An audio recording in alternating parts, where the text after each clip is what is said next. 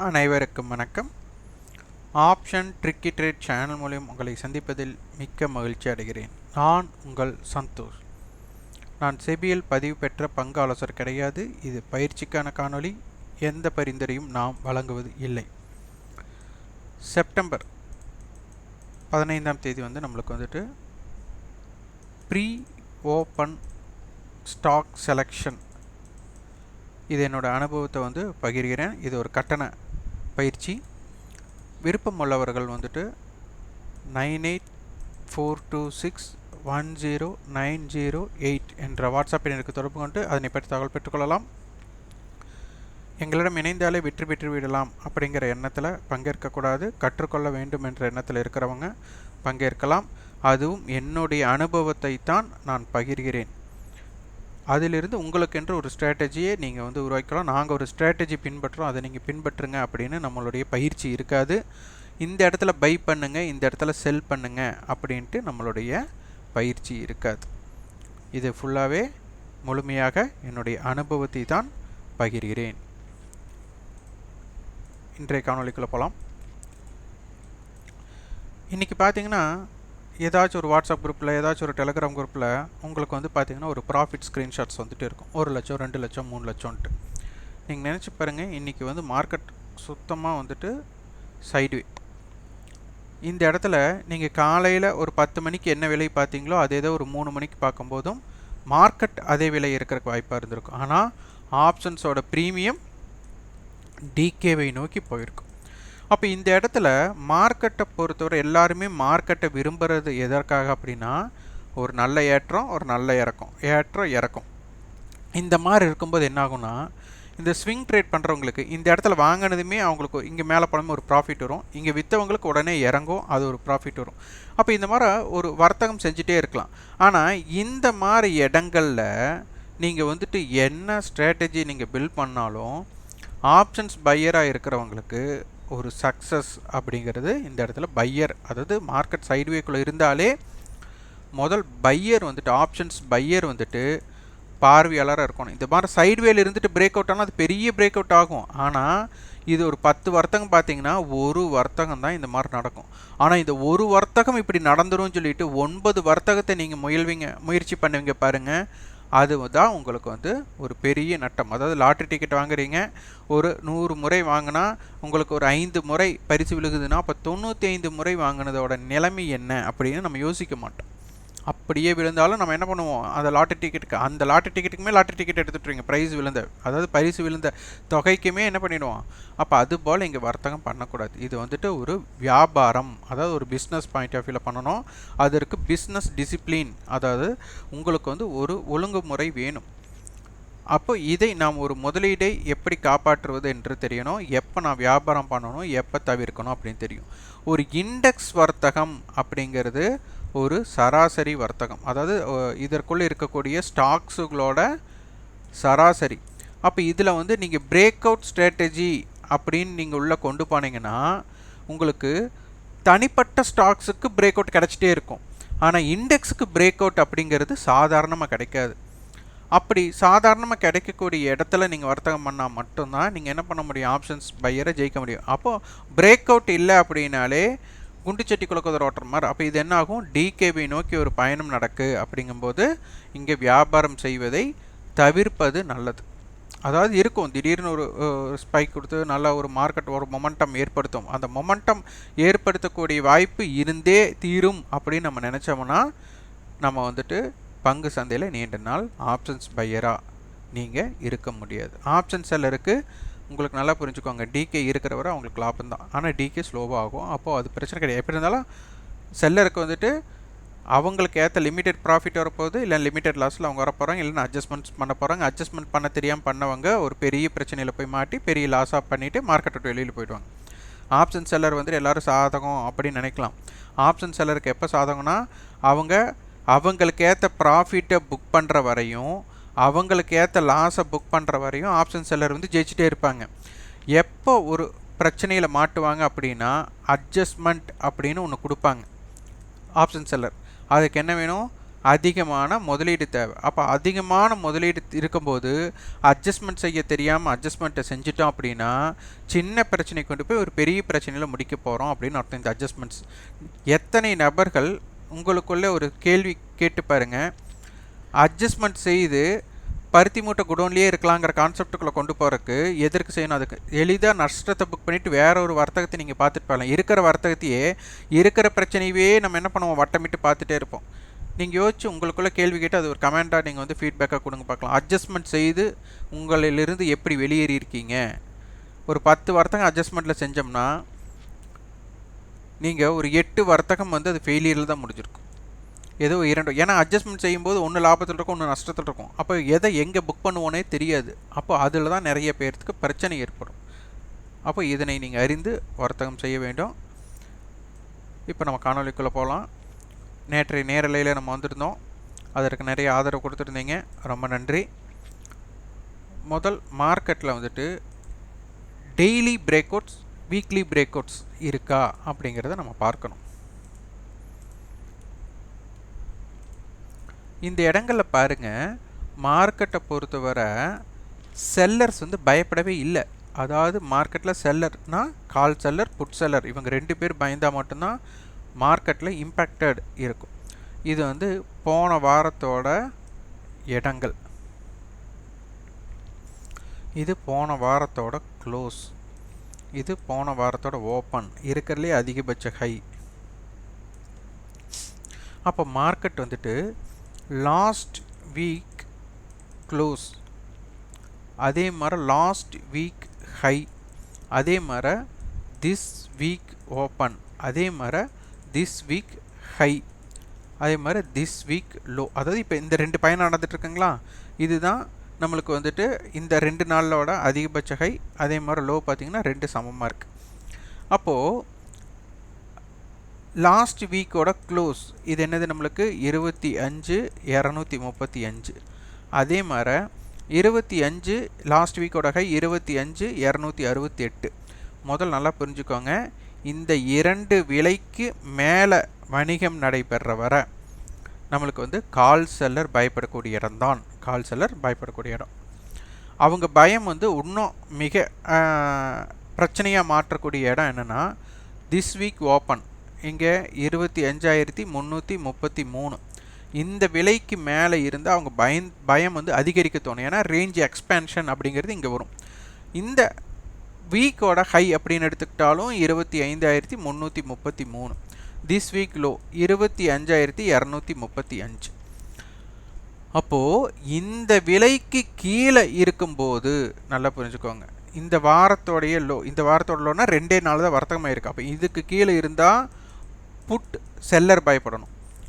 இந்த this week haiku மேலே இருந்தால் கால் செல்லர் பயப்படணும். ஆனால் பொதுவாகவே லாஸ்ட் வீக்கோட க்ளோஸும் லாஸ்ட் வீக்கோட ஹைக்கு மேலே இருக்கிற வர பொதுவாகவே கால் செல்லர் மட்டும்தான் பயப்படுவாங்க.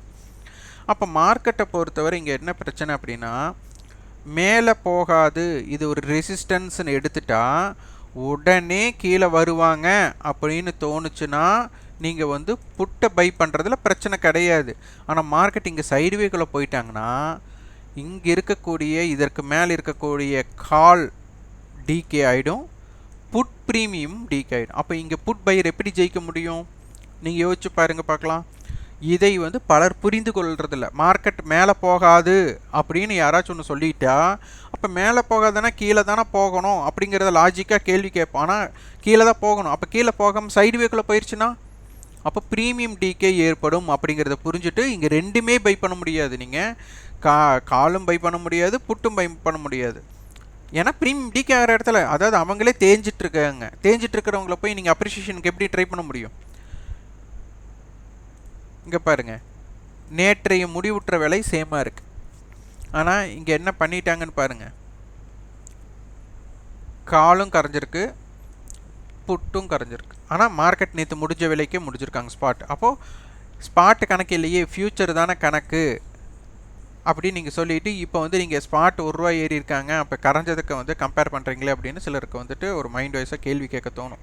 அப்போ நீங்கள் அதையும் பார்க்கணும். அப்போது ஸ்பாட்டும் முக்கியம், ஃப்யூச்சரும் முக்கியம். அப்போ இந்த ப்ரீமியம், அப்போ நேற்று ஸ்பாட் இருந்த இடம் என்ன அப்படிங்கிறத நீங்கள் பார்க்கணும்.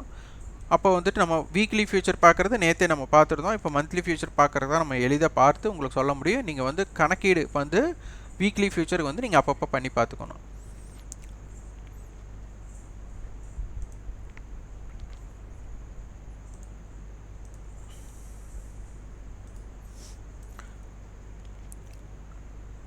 பாருங்கள், நேற்றைய ப்ரீவியஸ் க்ளோஸ் அப்படிங்கிறது வந்து செப்டம்பர் கான்ட்ராக்ட் வந்துட்டு நேற்று க்ளோஸ் 25,340, இன்றைக்கி 25,354. இவங்க என்ன பண்ணியிருக்காங்க, ஒரு 14 புள்ளிகள் ஏற்றத்தில் முடிச்சிருக்காங்க. நிஃப்டி வந்து ₹1 ஏற்றம், ஸ்பாட் ஏற்றம். இவங்க வந்துட்டு ஒரு ₹14 ஏற்றத்தில் முடிச்சிருக்கிறாங்க.